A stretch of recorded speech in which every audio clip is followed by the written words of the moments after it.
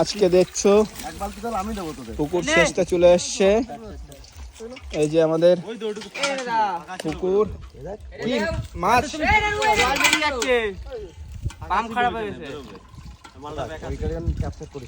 হ্যাঁ ওই প্যানটা যেন ক্যাপচার করিস না, ও হ্যাঁ ওখানে একটা প্যান আছে পায়খানার গর্তে মাছ ধরতে এসছে, দেখতে পাচ্ছ। এই যে আমাদের হিরাদা, এই যে ছোট বাবু, আর এই আমাদের সেই বিখ্যাত মেশিন যেটা মাঝে খারাপ হয়ে গেছিল। এটা কত নম্বর পুকুর ছাড়ছে হিরাদা মেশিনটা?